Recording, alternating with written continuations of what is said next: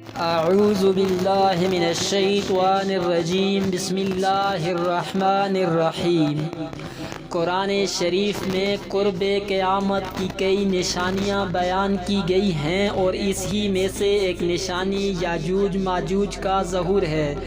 تاہم سوال یہ ہے کہ یاجوج ماجوج کا ظہور کب ہوگا اور یہ کیسے مریں گے؟ یاجوج ماجوج یافس کی اولاد میں سے ہیں۔ یافس بن نوح علیہ السلام حضرت نوح علیہ السلام کی اولاد میں سے ہیں، اور ان کا شمار نوح علیہ السلام کے ان بیٹوں میں ہوتا ہے جو کہ ایمان لائے تھے، اور یہی طوفان نوح کے بعد حضرت نوح علیہ السلام کے بیٹے مختلف علاقوں میں بس گئے تھے۔ یاجوج ماجوج بھی حضرت نوح علیہ السلام کے بیٹے یافس کی اولاد میں سے ہیں۔ یہ ایک فسادی گروہ ہے، ان لوگوں کی تعداد کثیر ہے، اور یہ لوگ بلا کے جنگجو و خون خوار ہیں۔ یہ لوگ آدمی، کیڑے مکوڑے، جنگلی جانور سمیت ہر چیز کو کھا جاتے ہیں۔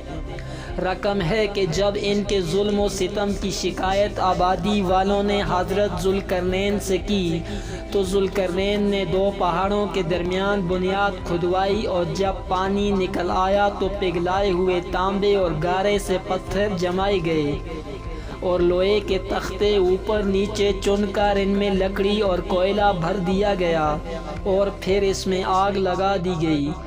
اس طرح یہ دیوار پہاڑ کی بلندی تک پہنچ گئی، اور پھر اس میں پگھلایا ہوا تانبا پلا دیا گیا، یہاں تک کہ کوئی جگہ نہیں چھوڑی گئی۔ قرآن مجید میں ہے کہ جب کھولے جائیں گے یاجوج ماجوج، اور وہ ہر بلندی سے ڈھلکتے ہوئے دوڑتے ہوں گے۔ حدیث شریف میں ہے کہ یاجوج ماجوج روزانہ اس دیوار کو توڑتے ہیں، اور پھر دن بھر اس دیوار کو توڑتے توڑتے اس کو توڑنے کے قریب ہو جاتے ہیں، تو ان میں سے کوئی کہتا ہے کہ اب چلو کل توڑ ڈالیں گے۔ دوسرے دن جب اس دیوار کے ٹوٹنے کا وقت آئے گا تو کوئی کہے گا چلو انشاءاللہ اب اس کو کل توڑیں گے، اور انشاءاللہ کہنے کی برکت سے یہ دیوار دوسرے دن ٹوٹ جائے گی۔ یہ قیامت قریب ہونے کا وقت ہوگا۔